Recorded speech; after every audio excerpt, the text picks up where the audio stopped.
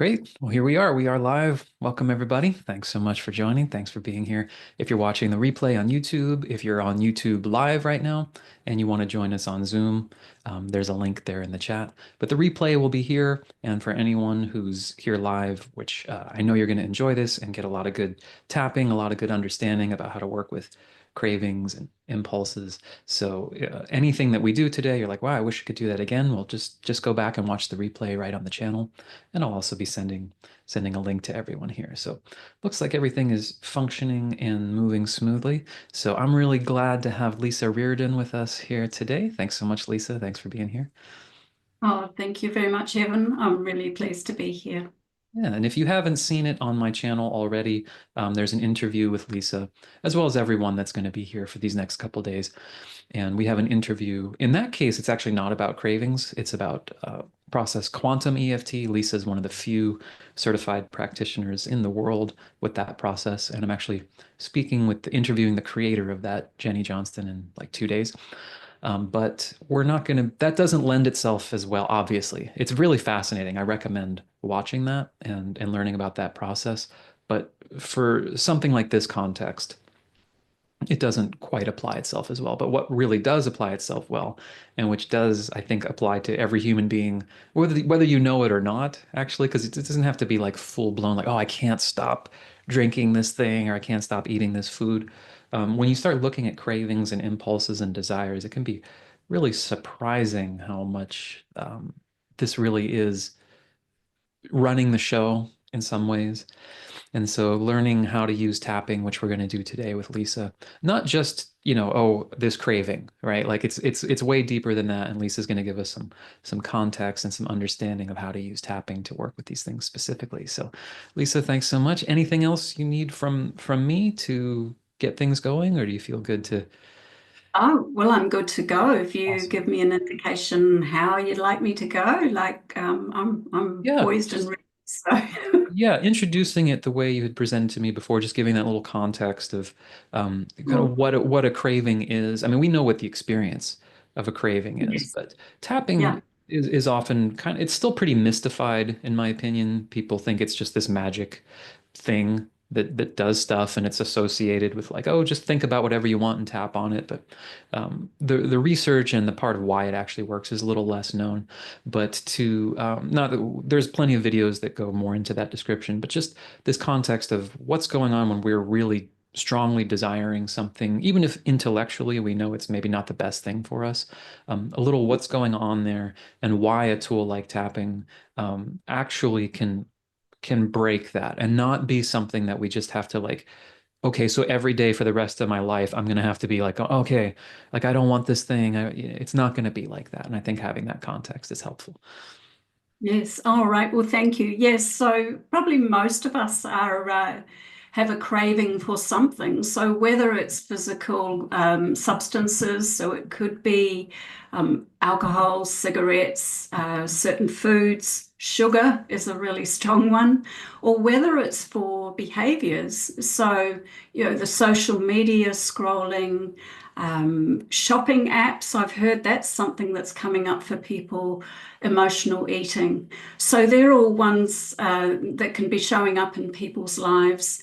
It can start off innocent enough, and none of those probably in the beginning are life-threatening, but when they start to make themselves known, it's because that there's actually something in the brain that's driving the urge.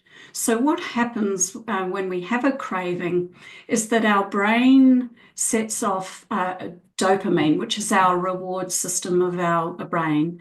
So what it does is it releases dopamine, it starts us seeking something.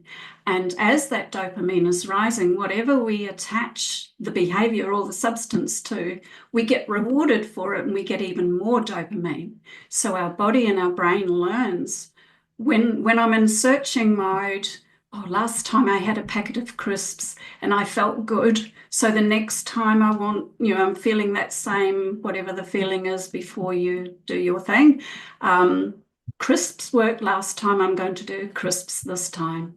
So that's why there's something a little bit more involved with the craving. So um, what I've found, and as Evan said, so often it's at a very unconscious level. So sometimes we're not even aware of it. What I've found personally and with the clients I work with, EFT is a great way to let the nervous system know that it's okay. It also can help with the emotions that are below whatever is driving the cravings. And we'll get into that today, which I think is worthwhile. So it's never just the surface thing. There's always something else that's at a deeper level. And if people want to explore that, I think that's where you can actually get real change happening. And the other thing that I found with EFT, and I've given up coffee this week, and you might hear in my voice, like my body is absolutely complaining that I haven't been having coffee. So my apologies if I'm sounding a bit raspy.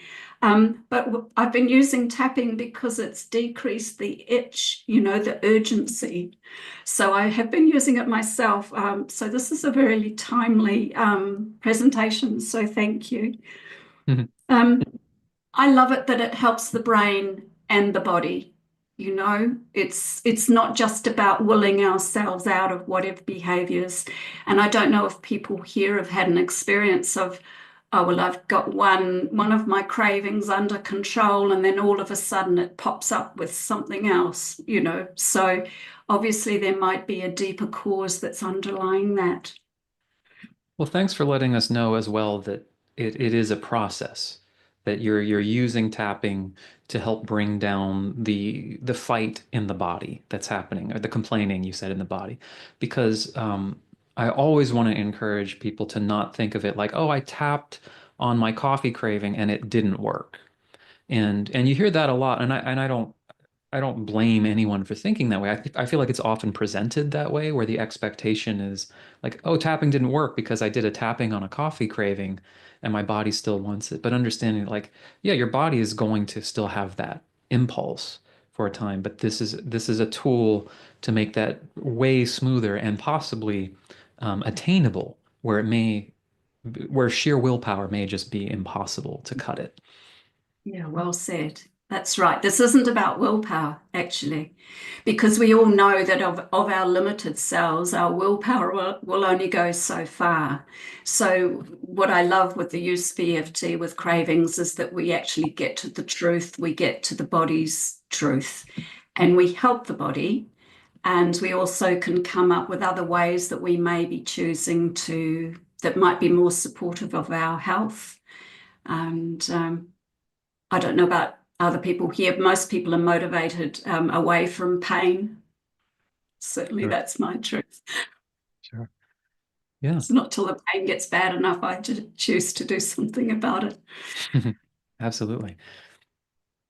Yeah, so if you wouldn't mind perhaps demonstrating a little bit of what Sure. it might look like on the maybe the slightly more surface level, like Yeah, we'll start wherever people are because we're not going to launch right into full things. Oh, the other thing I wanted to say, and tune in for yourselves to see how this resonates, but actually the urge of a craving, if you think about a time when you've had a craving for something, the urge of that craving only lasts about 10 to 20 minutes. It feels like longer. But if you've ever had an urge to go and do something like you normally would, and you get distracted and taken off, if you ride that wave up, and it actually will peak and it will go away. mm, So that's worthwhile knowing. So even the most powerful urges and cravings do pass. So that will be probably when we get into slightly of the deeper work here today, as we explore. But just to start off with, people here on the call, so I'm guessing the word craving speaks to them in some way. You might have something that is a behavior that's got into a bit of a habit and that you'd rather it not be taking up so much time or spending money on. So just thinking for yourselves, and as you know that EFT works best when we get specific. So if you either think about the last time where you had a craving, and we're just going to get you to have a think about, tune into what did you see? So was it the look of the bottle with the droplets of moisture coming down the side? Was it the look of the packaging? What did you hear? Did you hear the sound of bubbles popping, or did you hear some music in the background? What did you feel?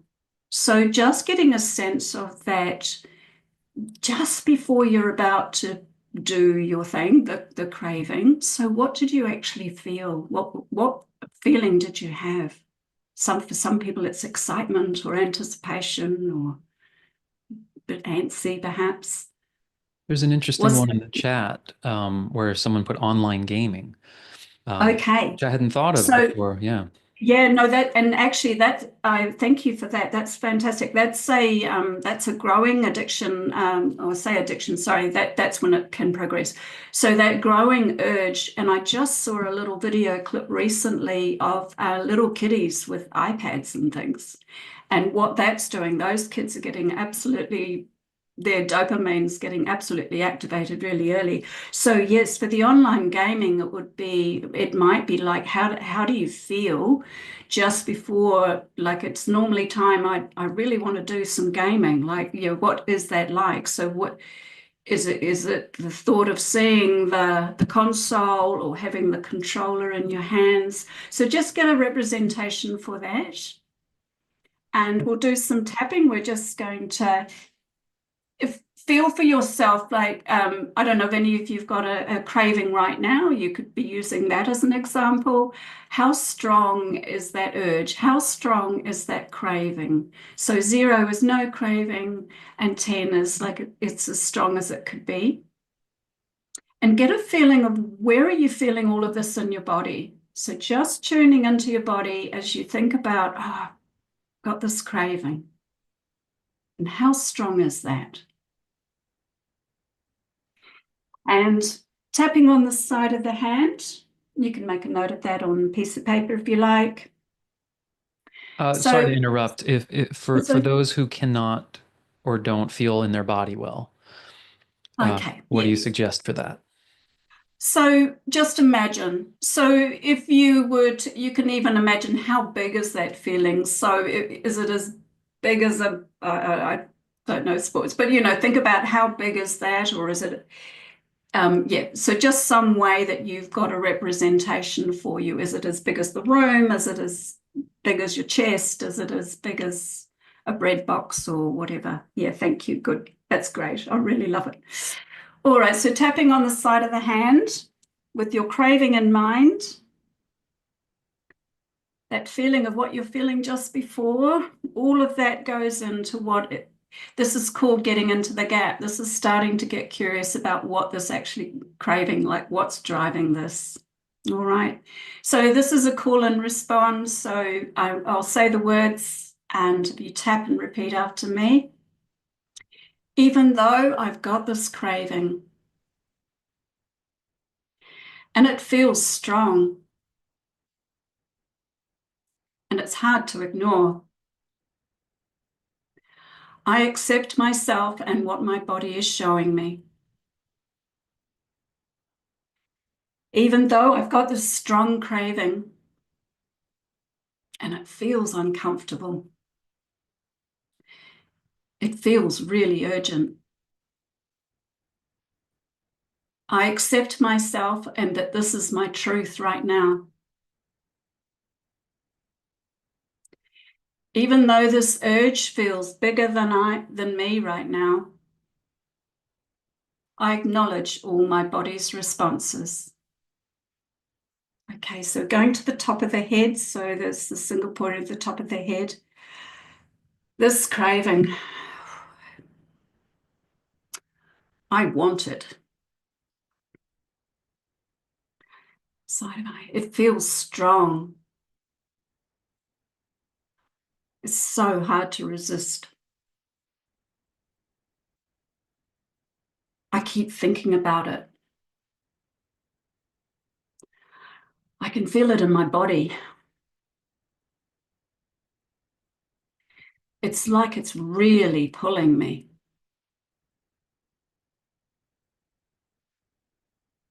My head is telling me, you know you want it.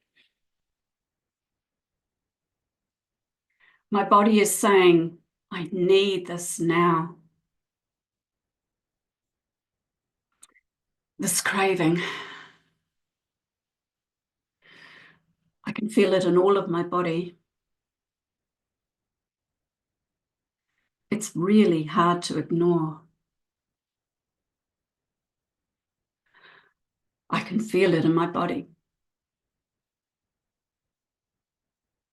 My head is telling me I have to have it. And my body is just going along for the ride. It's just what I do. This craving, it's demanding my attention. Okay, so just tuning into your body now. So that was just an opening round as you're just acknowledging what's there. As we do with tapping, we just like to acknowledge whatever is there. I meant to say too that if I use any words that don't resonate with you, please switch it out and make it familiar with what speaks to you. And just let us know if there is anything that does come up for you. You Yeah, might have, sorry? for everyone who's, a little new to this, you might find it surprising how we're actually speaking to like, oh, I really want this, right? So we're not doing anything yet that's like, and I don't need this. We're not like convincing ourselves, oh, like I'm tapping away this craving. I'm clearing away this craving. Notice how there was none of that language. And this is Mm. something you'll often find people doing who've, learned tapping casually, which is great. I mean, it's not going to hurt you. It's still going to be better to do it than to not do it. But notice that we're actually, Lisa was spending time kind of hanging out in the experience of my body wants this, my mind is telling me this, right? So there's a lot, and the tapping is actually helping you be present with that experience and telling your body it's kind of the physical sensation of the tapping is telling your body it's okay, even though we don't like being here. And this is, to me, the most interesting step. It's the most interesting part because we all want to get to the clearing, like when do I get rid of the craving? But this is how you actually get there, is to like help the body. The tapping is telling the body we're okay. And you're acknowledging, like, I know you don't like this right now. Yes, that's right. So if we try and deny it's happening, because this is being driven by a brain chemistry, it's we can only use willpower and conscious power so much. Like we really need to acknowledge, um, I have this part. Now, the first part of this is to acknowledge what's there.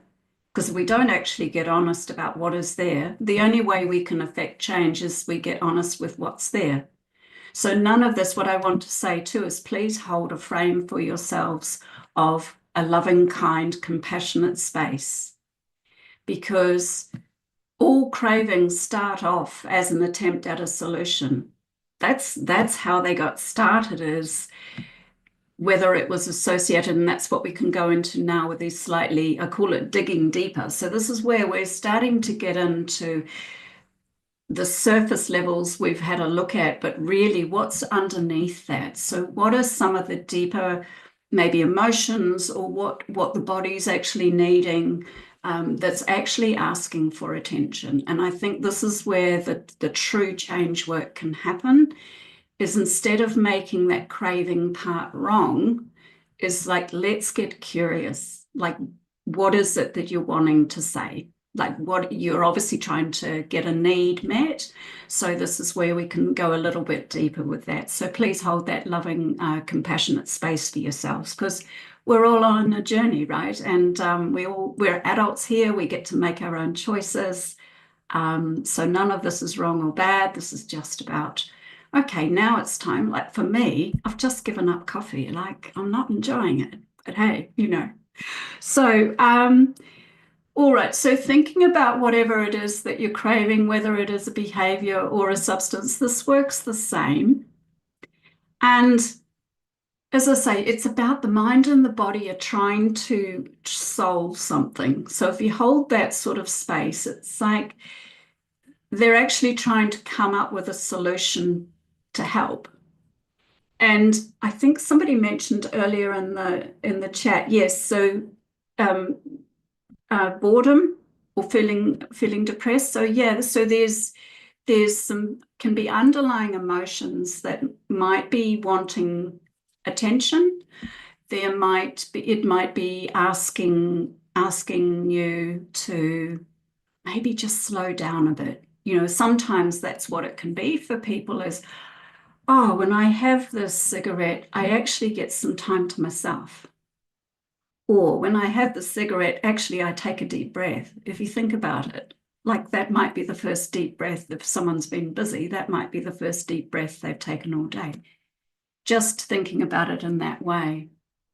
So, yeah, having it could be offering relief, it could be providing comfort and can be a distraction. It could be a reward, like, I've had a really tough day. I really deserve this, like I do.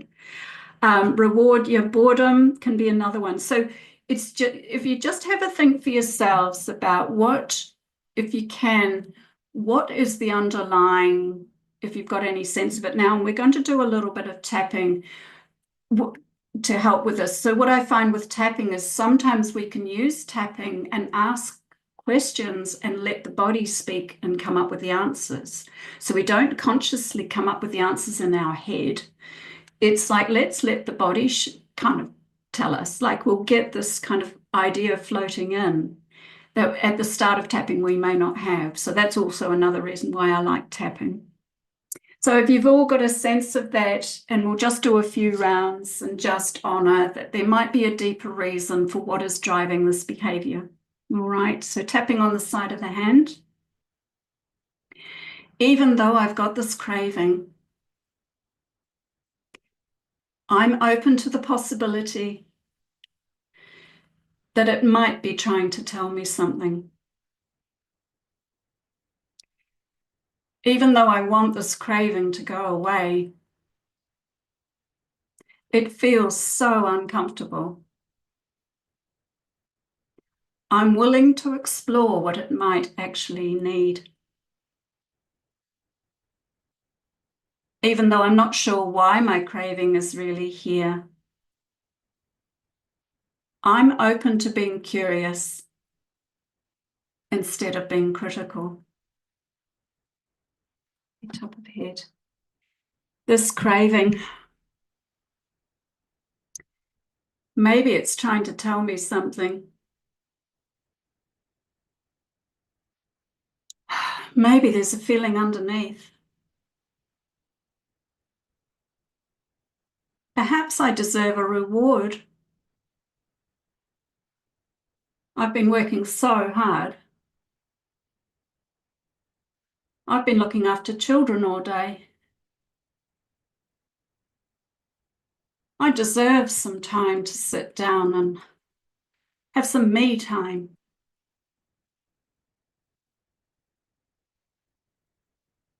This craving is driving a behavior for me. I wonder what it really is trying to say to me. I'm curious what the underlying need might be. Is it trying to help me to slow down? So many demands on my time. I deserve to have something that's just for me. I wonder what this craving is really about. I wonder when I started learning that this behavior or substance would make me feel better or bring me comfort. I'm curious about any earlier memories where I might have associated with this behavior or this substance. I'm letting my body know it's safe to show me where it's come from. Taking a nice deep breath.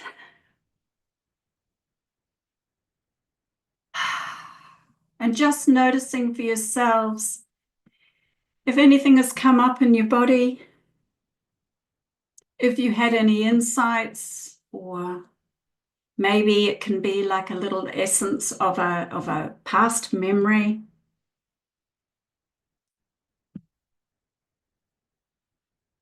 Sometimes it could be like, oh gosh, I started eating chocolate cake as my craving, and wow, I used to make chocolate cake with my grandmother. So we can make these associations at an unconscious level. You know, in these busy days, we might be seeking comfort and all of a sudden we're eating chocolate cake. And it'd be like, I wonder, you know, if you get curious and go, why? Oh, yes, so someone with gaming. So it's how it passed time as a child. Yeah. It's a longing for my son who I used to game with. Yes. So that's really powerful. That's a powerful insight. And obviously there's one that's carrying a lot of memory for you. Thank you for sharing that. So yes, it's to really honor all of these, that it is an attempt at a solution. And I found because I've been off sugar for about 18 months. I know I'm doing this pure thing in my life, but I got this sudden urge to eat chocolate biscuits, and I was like, what is driving that? And I had been sugar-free for about 8 months or so, off chocolate and things. And so I went and bought a packet, ate it. Like, it's never for me, it's just one, like it's the whole packet. And when I got curious, so I did that, and then I got curious about what drove that behavior. And what it was coming up to a 2-month anniversary of my dad passing. And we used to sit down and have a cup of tea and a chocolate biscuit together. So I was looking for soothing. And it was totally, and I know this stuff, right? But it was totally at an unconscious level. I just acted out, and I didn't make myself wrong or bad about that. That's really important where you mentioned that you didn't make yourself wrong or bad about it. There's actually a question that just came up in the chat. Everyone says, we seem to live in an era where everything has been pathologized. So how can we decide if something we want to do is not a negative craving versus a personal ritual or social Yeah. custom? Yes. And I think, there is something around honoring those, they might be family traditions that are passed down that are absolutely packed with really warm memories. And so, yes, none of this is about making any of this wrong or bad. If something is, and we can get into this if you like, it's around that if, say chocolate, and I'll just use that as an example because it's a personal one, and it was getting to a level that was getting unsafe for my health. So I was looking for soothing. But if I can separate it out, actually, it's the warm memories that I want. It's not the fat and the sugar. It's actually the memories are in my heart. And that's what I'm wanting to connect with. It's not the external stuff of the chocolate. It's actually, I want to feel connected again. So I can go to the memories in my heart without having to have the chocolate. So yeah, no, great point. This isn't about getting rid of social customs or anything like that. I think the only time someone would want to change something around a craving is where it's starting to escalate and it's either taking up more time away from family, it's taking up more money. Like, it's when it starts to gain momentum and starts to, I find with my clients, it's like, it's not necessarily the substance or the behavior, it's the compulsion that they don't like. It feels like they're being driven to do it, that they've lost that point of choice. Yeah. Because no one ever comes to me because they enjoy a chocolate biscuit. Like, It's only when it starts to cross that line of like, I've tried to stop this myself and I can't, or they're struggling with it. And I'm a big that's where yeah, sorry. Oh, good. Yeah, I'm a big fan of the name emotional freedom technique, right? Because it's the freedom to have it or not have it is a really key component of it. So it's not never eat chocolate again technique or No. never always be this kind of technique or the ultimate purification technique. It's to help clear out the emotions and the driving factors so that you are in a position to say, yeah, you know what? I'm going to have a chocolate biscuit in honor of my dad, and I'm going to choose to do that. And one Absolutely. chocolate thing is probably not going to hurt me because you can go the other direction, which is more of my personality type, which is like, okay, I've decided I'm not going to have chocolate, or I've learned like, okay, sugar is not good for me. And then for years, like I was almost like, okay, no exceptions. And that became another thing where like, okay, I'm going to really will myself and use tapping or whatever to, I'm not going to let myself have a bite of something. And then it's like, well, I'm in this other country or like, because I'm a musician, I'm traveling a lot. It's like, it's silly to not like taste this thing because I'm trying to prove something to myself. Like I'll never eat sugar again.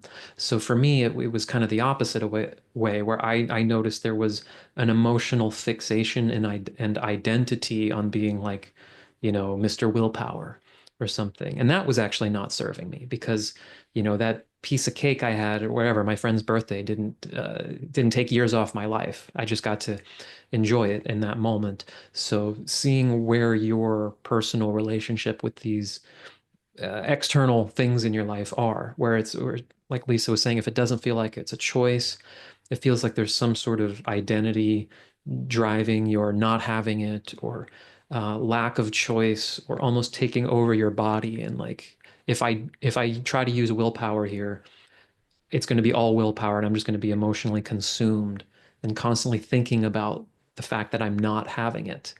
That's no fun. Right? So, Yes, really good.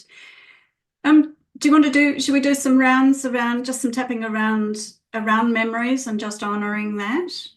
Would that be yeah. helpful? Because Or that's would really they? fascinating, your story of like who would think that immediately? Like It that would was so easily fly by the radar. it was so unconscious, and I work in this field, right?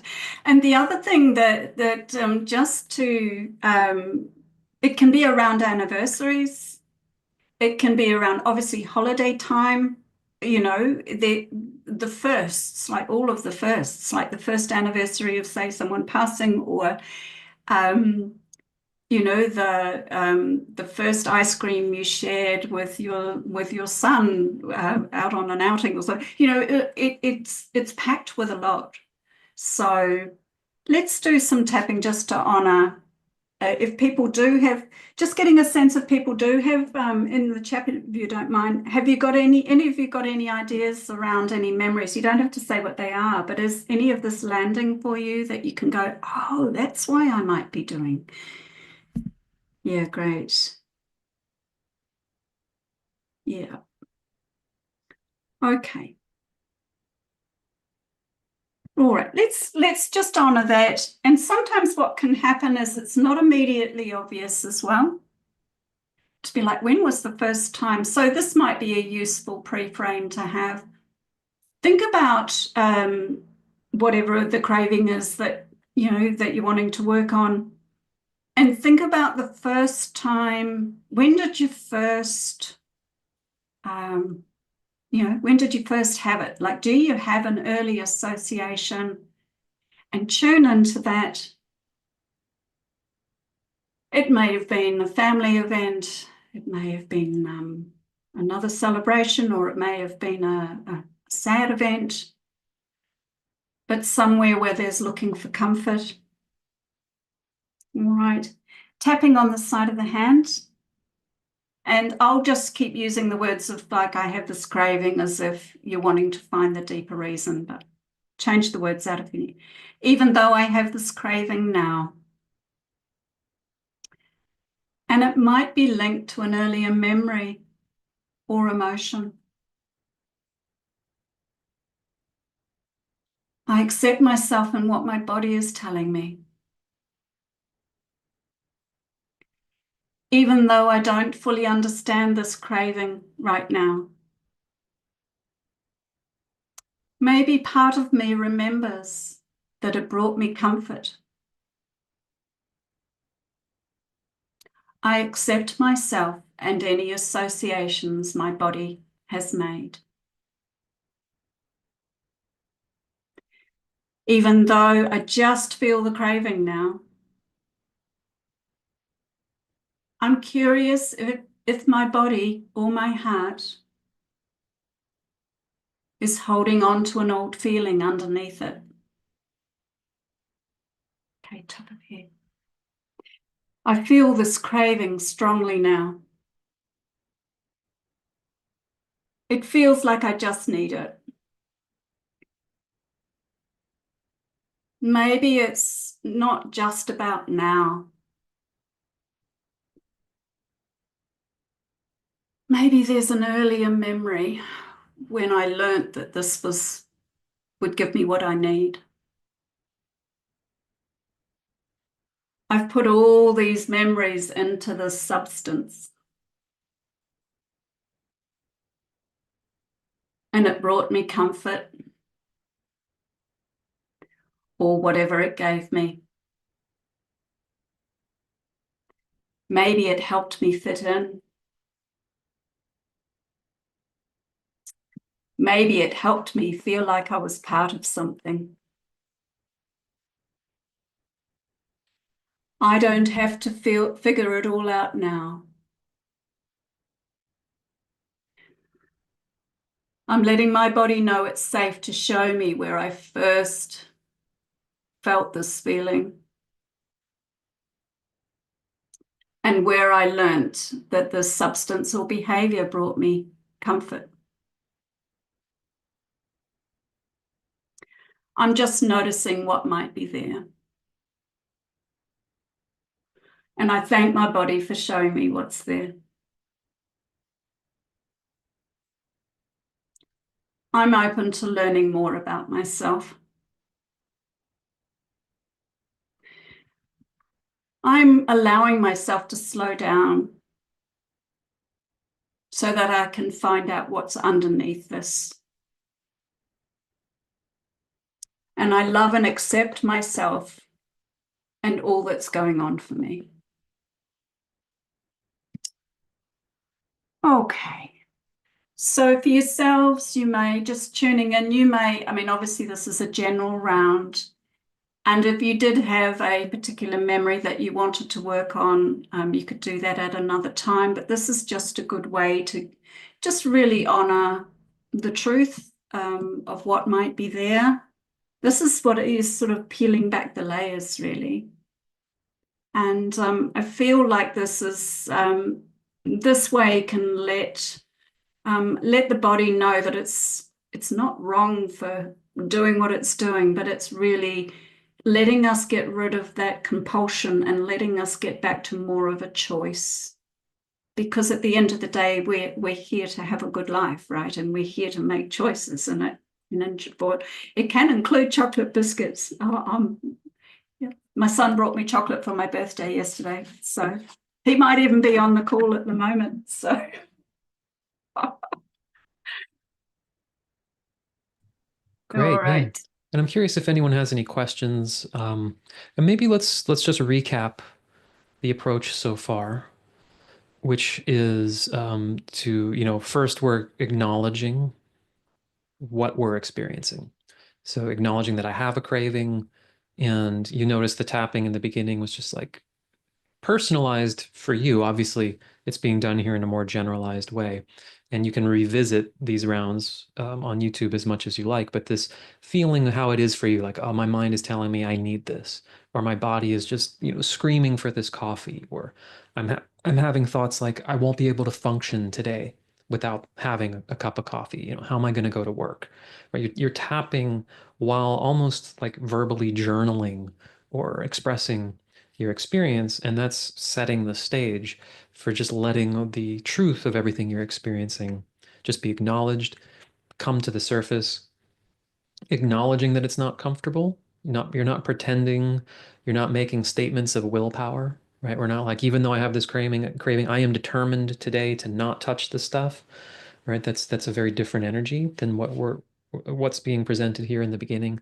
It's just acknowledging what you're feeling, and then kind of exploring with curiosity. Okay, what might be going on here? What is the feeling I'm looking for? What do I believe about this craving? Again, it could be like in Lisa's example, that feeling of connection, or it could be fear-based, like those thoughts, oh, I won't be able to perform today. If I don't have coffee today, I can't start this week because this week I have this business meeting. And if I don't perform well, or Lisa could have said, I'm doing this YouTube thing today. So I can't start today, right? Those are all very, very common mechanisms in the mind to say, well, yeah, I can't let go of this now, right? We'll do it another time, we'll do it later. And so you're not fighting it. You don't argue the point saying, well, no, I've decided I'm not going to have coffee today. It's acknowledging, yeah, I'm acknowledging there's this fear that I won't be able to perform today.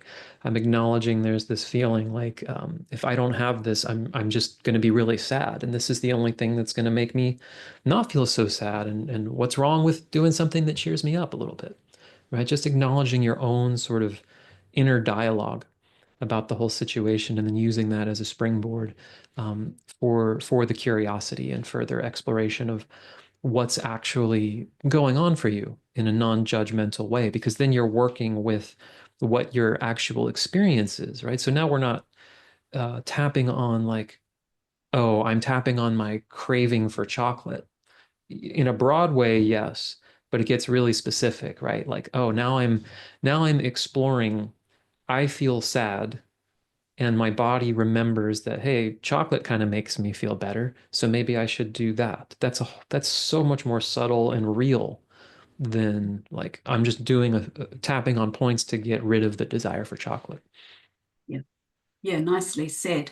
So that's a really good point, actually. If the dopamine, as the dopamine is rising, which the body starts to, the brain starts to secrete that, which sends us into searching mode. So whatever we attach as that dopamine is rising, that's when the body learns, oh, well, that gave me a reward. I'll do it again. So we can't just take away the substance, excuse me, or behavior because the dopamine's still trying to rise. So it's really important to ride that wave if you are looking to change behaviors or, to come up with a different way so that the craving isn't becoming that real compulsion, is looking for a bigger, better offer. So it's called hacking the dopamine system, if you like. So hacking the reward system is instead of reaching for coffee, chocolate, whatever, is something that you yourself choose is actually really something you enjoy. So it may be that, and you do that instead of doing what you normally do. So what that does is your body starts to learn, your brain starts to learn that, oh, this new behavior, which might be going outside, getting your feet on the grass, looking at the sun, taking a nice deep breath in, whatever it is that you actually genuinely enjoy, it has to be something fun. It can't be just folding laundry instead of eating chocolate. Like, I know what I would choose, right? So it has to be something that you actually genuinely enjoy. And then doing that, but it takes time for the dopamine to be attached to that new behavior. So yeah, really good point there. It's like use the body chemistry, the brain's pumping out this dopamine, do the behavior, the new behavior, and over time, so it isn't a one quick wonder, it will start to associate that new behavior or that new food, whatever, with feeling good, with the reward system. So EFT tapping is really useful to help those urges that's when it's doing some quick tapping. What I would say is leaving it till the cravings like really strong, it's actually pretty much all bets off. It makes it really hard because by that time, that brain chemistry is really pumping out. So what I get my clients doing is I actually get them doing some regular tapping throughout the day. So I get them to do tapping in the morning, um, just to set the tone for the day. I get them to tap in the midday and again towards the end of the day. I want the whole nervous system to just come down a bit. If you leave it till just before 4 o'clock when you normally pick up, packet of crisps or whatever, it's probably too late because it will be quite strong by then. So that's what I've learned anyway. That's really fascinating. If I could recap that a little bit Please. and make sure I understand it. And I feel like that's super important for everyone, um, in probably topics beyond cravings as well. So we need to be replacing what we're craving with something that also gives a sense of reward or sense of satisfaction or sense of fulfillment in some way. So if we're simply trying to use something like tapping to just get rid of cravings with nothing replacing, with nothing satisfying being put in its place, then the idea is we're almost just trying to like turn ourselves into monks or something, and it's not really going to feel satisfying or rewarding. It's just this is where I feel like it's very easy to turn yourself into a project, which is a thing that happens with self-improvement and tapping. It's like, okay, well, I got to get rid of all my cravings. And it's like we're finding things to clear out, but understanding that the way the brain works, from what you're describing, if we're simply tapping to get rid of a craving, but there's nothing positive, no emotion we're connecting to, no physical experience, like you said, going out and taking a short walk, something that also gives the body and brain a feeling of like, oh, this is giving me a sense of satisfaction. It's so much more forgiving, and it makes more sense that this is going to be important or even necessary for that craving to subside, because otherwise you're just sort of sitting there with nothing now, which is not going to be very appealing. Nikki said it beautifully. If it's not enjoyable, it's not sustainable. I mean, that's perfectly said. That's so true. And yeah, that's actually really good. One of the big barriers that can be as emotions that are less than helpful, if I can say, for anyone wanting to work with cravings, is how do you feel after you've had a craving and you've followed through? So sometimes people can go into emotions of more of a low vibration of shame, guilt, remorse. Those low vibrations are a real barrier to having that loving compassion to I want to say healing. Do you know what I mean? I feel like we can't beat ourselves into good behavior. I mean, that's just no way to live, right? So it's really worthwhile just noticing, what do you say to yourself after? So let's say an urge has come, you've done your thing. How do you feel afterwards? And those low vibration emotions, and they're worth being honest with them, but also that they don't actually serve. They're not helpful.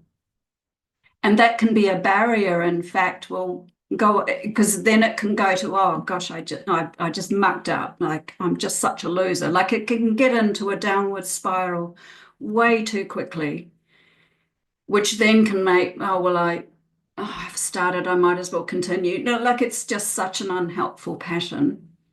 And So does any of this resonate with anyone where they that sort of beat me up, sort of, oh gosh, I'm such a whatever. Yeah. So that's where tapping also can be quite useful, is just to acknowledge whatever the truth of how you talk about yourself, how do you think about yourself afterwards. I've had people who say, they wake at 3 o'clock in the morning and go, oh, I've done it again, and they get into a really low kind of space with that. And that sort of, I'm stuck in this pattern, I'm so tired of it, I don't know how to get out of it. Like that's when it can start to get into a real unhelpful loop. So, should we do some rounds around if there was shame or something like that? Would I that think be that would be helpful? great. Yeah, so Yeah. this would be something that you use if you find yourself in that headspace of beating yourself up for either you've had the thing or you're judging how much you're craving it or anything else where your thought process has moved from, okay, my body's desiring something and I'm simply exploring that and working through it to uh-oh, like I'm a bad person for wanting this. Why can't I get over this? It's shifted now in tone into a judgmental space. Yes, when it starts to shift from I had this biscuit to I'm a bad person, like when it goes into the identity, that's when it's really starting to take over and it's not helpful. So for yourselves, whether this resonates or not, we'll just do some rounds in case you're getting any internal voice is often an indication of how you might be speaking to yourself. And is it a loving voice or is it an inner critical voice? Um, Even though I gave in to the craving and I feel disappointed in myself, I'm open to being kind to myself instead of judging. Even though I acted on this craving again, now I regret it. I acknowledge how I'm feeling and remind myself that I'm a work in progress.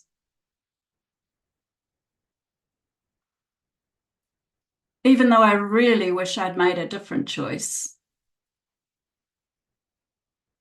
I accept that I'm human. And maybe I can meet myself with understanding and not shame.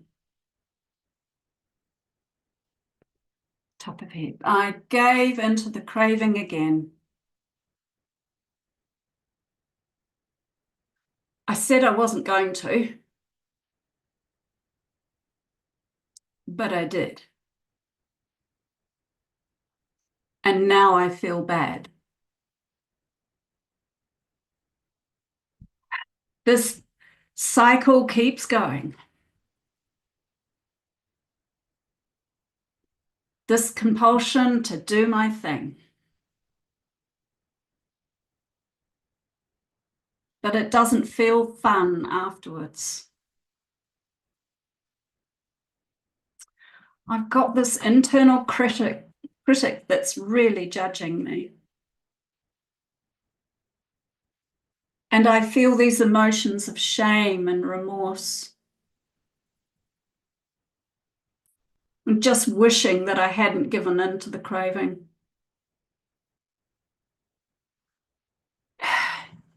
I just acknowledge that it happened. And I'm open to learning from that. Maybe I could find out where I started to choose. Oh, sorry, lost my words. Maybe I could start to find out what part drove me to carry on and do my thing. Maybe I didn't do enough self-care throughout the day. I need to remember that underlying emotion or that need that my body is asking to be met. I know feelings of shame, remorse, and guilt don't feel good. I can draw a line in the sand. As Evan says, we don't have to be saints. I'm human.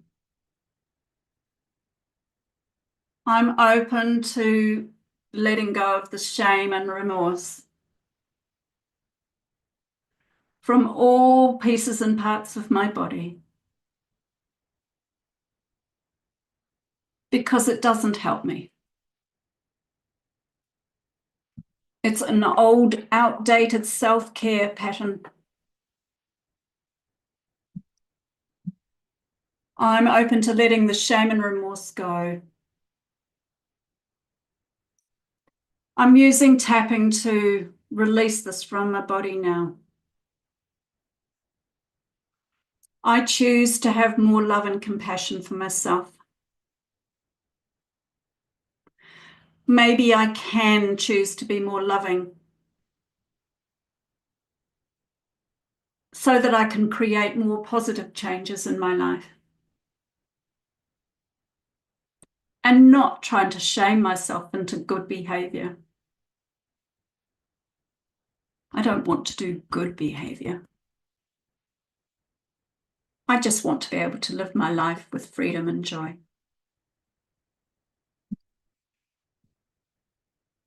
Well done. So taking a deep breath in. For some of you, that may resonate if you've got a strong inner critic that's trying to do a running commentary on your life.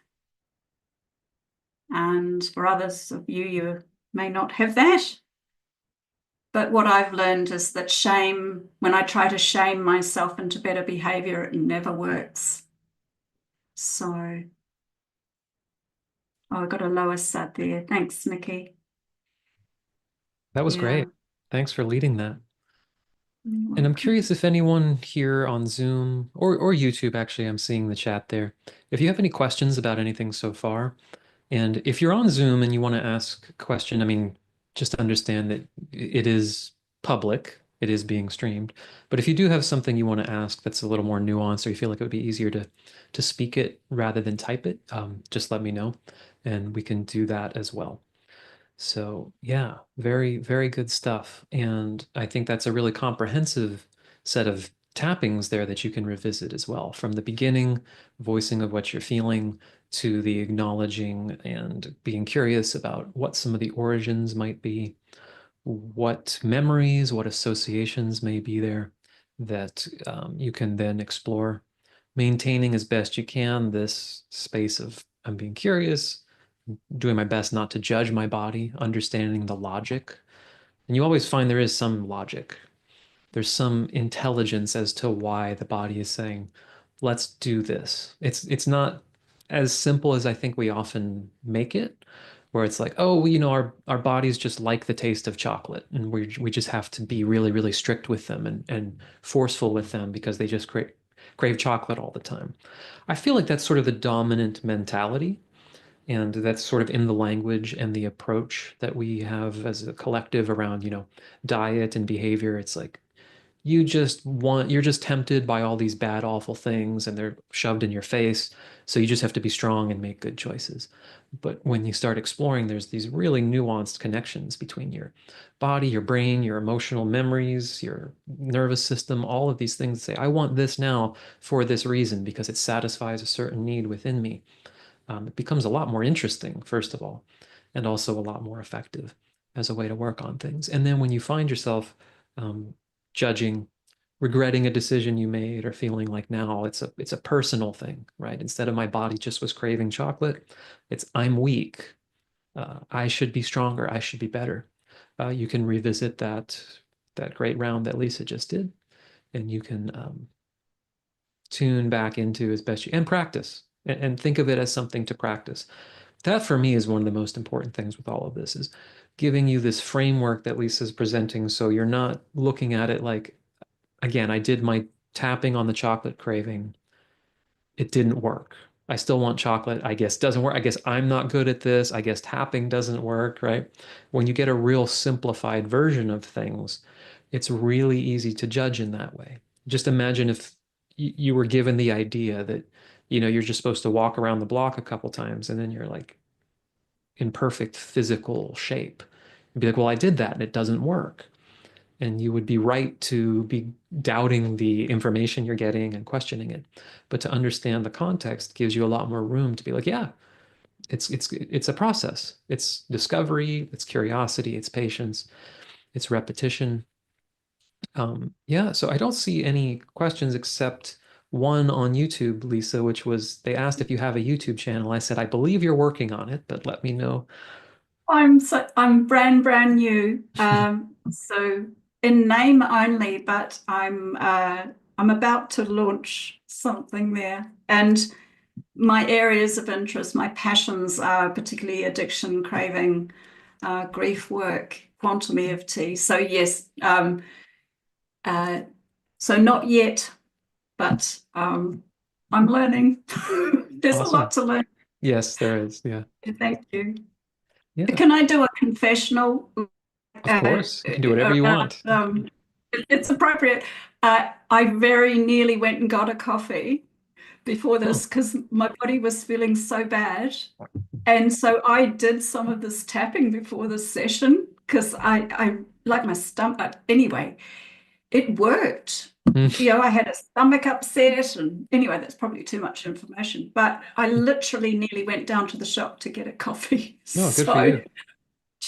I'm a work in progress. I'll let you know. That's great. No, it's great to hear that it's effective in a very practical way.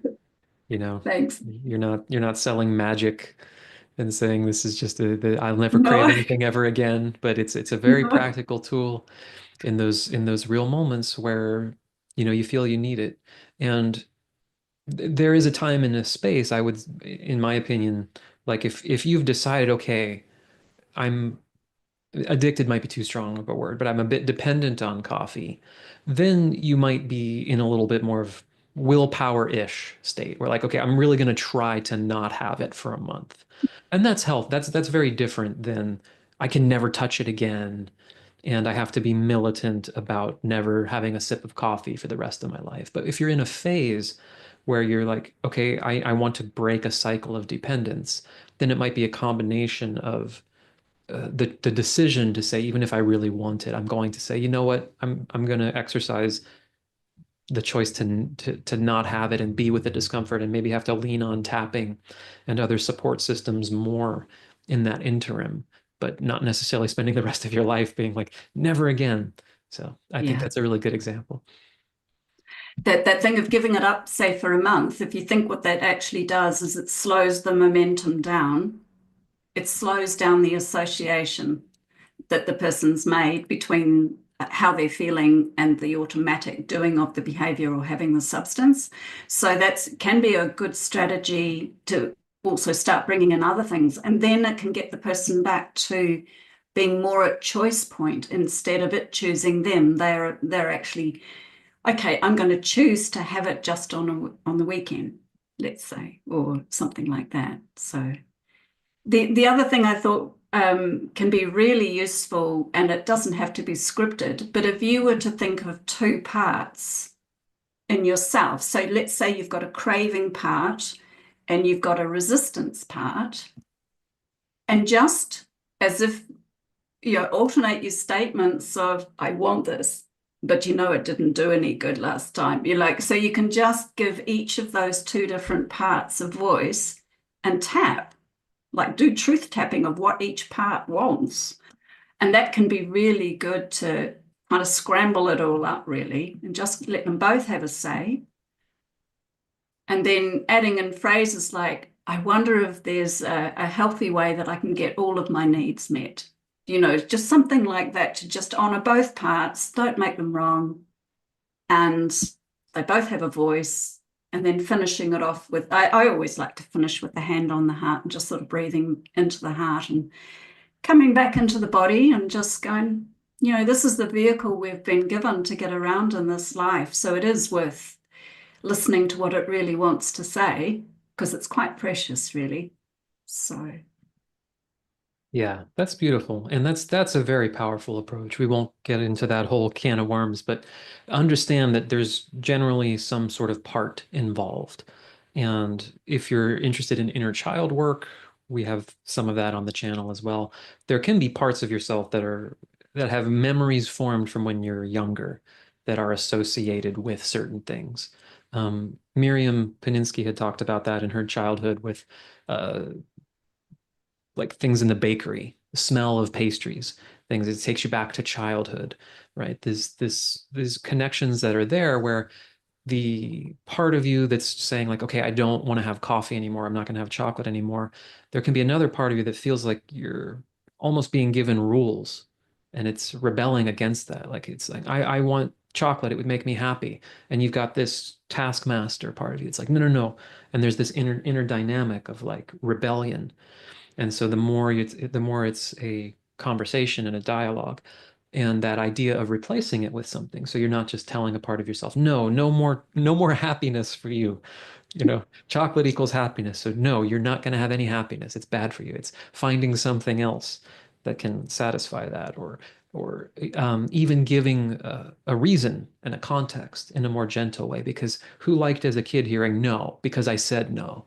You can't have it because I said we're not having it because we're bad for you. Like there's an internal frustration that naturally brings up. So the more that this is a dialogue, which all of the tapping that Lisa did is in that tone, right? It's facilitating a dialogue of sorts within yourself that's very exploratory, it's understanding, it's not calling the part of yourself that wants chocolate the bad part, the weak part, the part that needs to be fixed. And that's my favorite subject. Everything I do, I feel like is always sort of pointing to that. Because it doesn't matter how great tapping is, it doesn't matter how great inner child work is. Any technique you use can be used in a way where you're like trying to fix a broken self, or it can be used in a way where you're facilitating a conversation that's ultimately going to lead to something more productive. So thanks, Lisa, for presenting everything today in a way that is really supportive and not non-judgmental and very practical that everyone can use, whether that's just, you want to wean off coffee a little bit to anything else in between to get a deeper understanding of where this pattern might be coming from and how I can work with it. So thanks again for leading all of this today. thank you so much. Thank you for having me, and I wish everyone well in whatever they choose to do in their lives. It's been an absolute pleasure. Thank you. Great. Thanks so much.